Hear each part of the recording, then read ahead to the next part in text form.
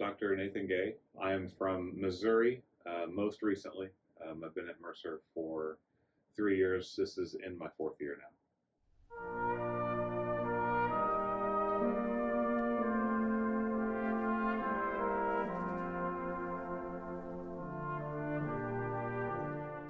The primary job, I guess you would say, would be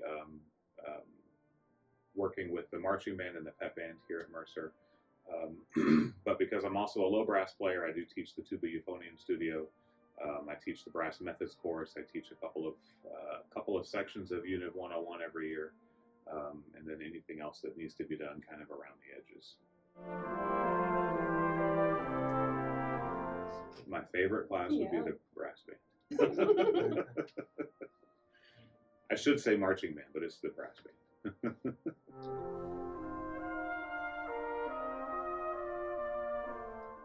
My bachelor's degree is actually in religious studies. I got that from Missouri State University. As soon as I was done with my bachelor's, I came back to Missouri State and did what's called post-baccalaureate work in music education. So I ended up with a license to teach K through 12 music, went through all the methods classes, student teaching, all of that afterwards. Went straight into my master's in euphonium performance at the University of Missouri, Kansas City, Conservatory of Music and Dance. That's a mouthful. Did my master's there. I taught for a few years in the public schools, and I came back and did my doctorate at the same place.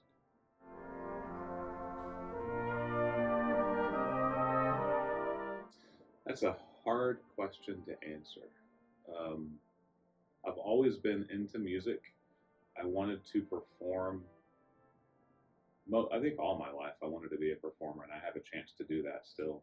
But at some point when I started teaching to where I am now, it shifted into I really want to give back all the information I've taken from people that I've learned from, people that taught me. This is kind of my chance to give that back to the younger generation of students coming up. And so teaching was kind of something I tried at the very beginning, but really ended up having a passion for it. So I still consider myself a performer. I perform pretty frequently, but at the same time, the passion for teaching, the passion for education has just about mirrored it now. It's about the same. It's pretty cool.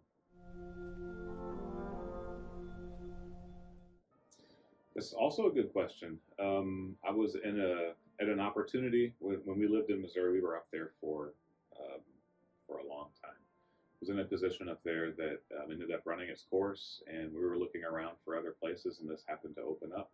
Didn't know much about Mercer before I started doing some research online when I saw the position that would opened up, and then really liked what I saw. Came down for the interview. Really enjoyed the visit. Really loved the campus. Is beautiful. I mean, it's great. The people that I met that weekend were amazing, and then everything else after that, I guess you would say, is history. Yeah.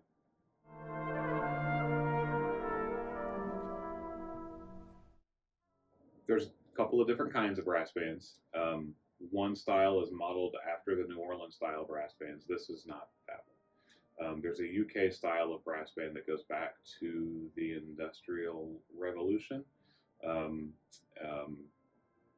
Miners that would work in the coal pits, people that would work in factories, on the floor in factories. The quality of life wasn't really all that good back then, and so the owners of those companies would buy these brass instruments. At the time, they were called sax horns, invented by the same guy that invented the saxophone, actually. They'd buy these families of instruments called sax horns, and they would give them to these workers, and they would form these bands, and these bands would start to play, and they would just have something to do in their downtime. They'd play concerts for the community. They would do all sorts of activities with the music. And then those groups, a lot of them are still around, would do competitions occasionally. They would all get together in one spot, and they would compete against each other for friendly rivalry. That tradition has grown into a rich UK brass band tradition. Some of those groups like Grimethorpe, Fairies, Fodens, Black Dyke, they're still around. The groups that were formed during that time period are still around.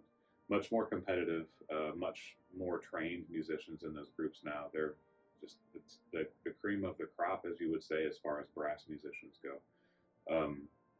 So I've been fortunate enough to be in a brass band based in Kansas City. It is the #1 ranked brass band in the country right now. We've traveled all over the country. We've traveled overseas several times to compete and to perform, and it's just been a really a wonderful experience all around with that kind of a group. As far as a brass player, it's probably the best playing that you can do. It's the best kind of music you can do because it's all written for brass instruments. So I don't know when I had the idea to start the brass band here. However, it's been an idea that's been growing for years and years of wanting to have my own group again, so I can just give back some of the things I've taken from the people who have given it to us, give back all the information. So the Mercer University Brass Band is based on the UK tradition of those brass bands. So we've got cornets, we have trombones, we have baritones and euphoniums. We don't have French horns. We have what's called the tenor horn, which is pitched in E flat. We've got tubas, percussion. There's a flugelhorn. Most of the brass instruments, I would say, are pretty standard. But having an ensemble full of cornets and tenor horns is a little bit different, especially over here in the States. So it's a great opportunity. The students have been very passionate about it as well. They've caught the bug, the brass band bug, as we call it, and it's been a lot of fun being able to spearhead this group and kind of help lead them and guide them and give them all the years of knowledge I've gained from it.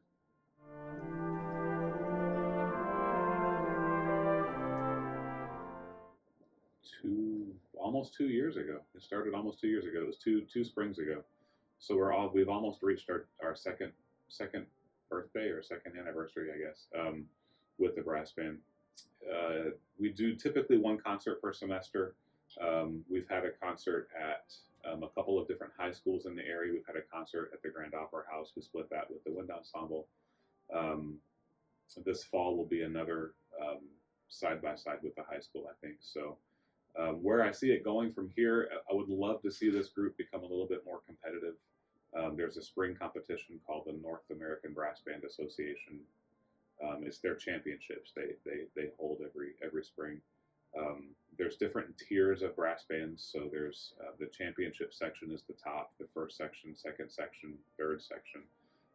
So you don't have to compete with all the groups who have been doing it for so long. In the championship section, we can get our feet wet in a section that's a little bit lower, and still feel successful, still go there and hear all the groups that perform.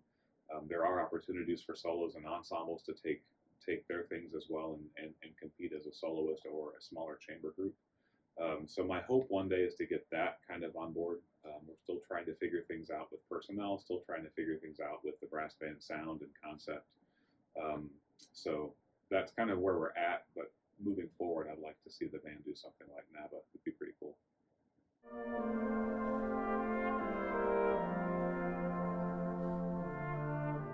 When I was local and lived up in Kansas City, the group performs 10, 12 times a year. There's a competition in the fall called the U.S. Open. That's an entertainment-based competition, slightly different than NABA.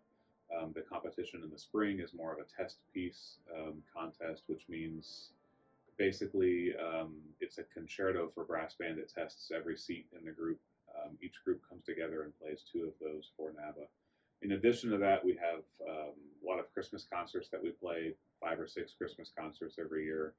We do local concerts. We travel a little bit out in the area and do things like that. So it's a pretty active group in general. We've had 4 albums that have been released, so we'll get together once every couple of years and do a recording session for our new album. So as a local member, I get to enjoy all of those types of things.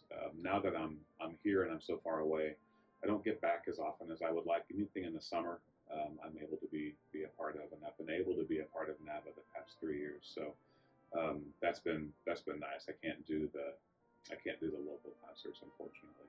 Did have the opportunity to go over to the UK with them last fall, and we competed in a contest called Brass in Concert. We played several concerts along the way, several concerts afterwards. Had a nice trip out of it, but we were able to go overseas and compete there, which was nice to be a part of.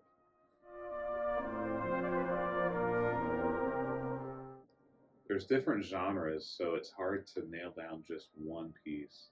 If we're talking about test pieces, which is the concerto for brass band, I'd have to say my favorite piece is a work called Extreme Makeover by Johann de Meij. It's, I think, hands down my favorite test piece. But there's lots of transcriptions. There's a big band transcription of Luck Be a Lady that's by Frank Sinatra that's really cool. It has an awesome cornet feature, back row cornet feature, and it's just a really cool group, a cool tune. Toccata and Fugue in D minor, Bach, they did a transcription of that that involves a drum set when the fugue kicks in, which would probably have Bach rolling over in his grave. But that's a pretty cool piece as well. There's just a lot out there. There's pieces idiomatically written for the brass band, and then there are pieces that we take from other places, take from the vocal world, take from the jazz world, um, take from the wind ensemble world, take from orchestra. There's lots of really good orchestra transcriptions out there, so it is kind of hard to narrow down. But put me on the spot, I'd say Extreme Makeover right now is probably my favorite.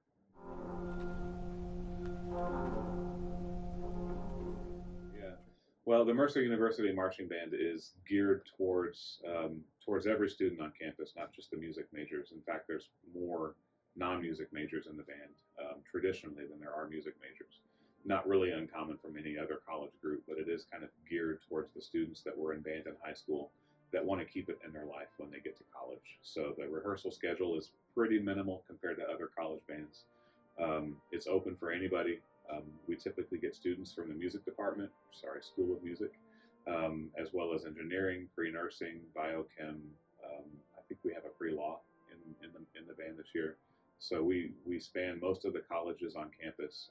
Those students are in the marching band. Perform routinely for every home football game. We usually do one exhibition performance off campus each year, and then typically on average one away game per year. The pep band does all the home basketball games for the basketball teams, men's and women's basketball teams. I pride myself on the fact that our book has 110 tunes in it right now. And so we do a lot of different varieties of music. We do pop, we do rock and roll, we do jazz, we do swing, we do stuff from the marching season. We have a lot of different types of music that we can play during the course of the season. So it's kind of nice to do something like that, nothing from memory, that the band can just show up and have some fun and play and cheer at games. So anything postseason after the season's over, depending how the teams are doing, the band will travel for the postseason conference tournaments as well.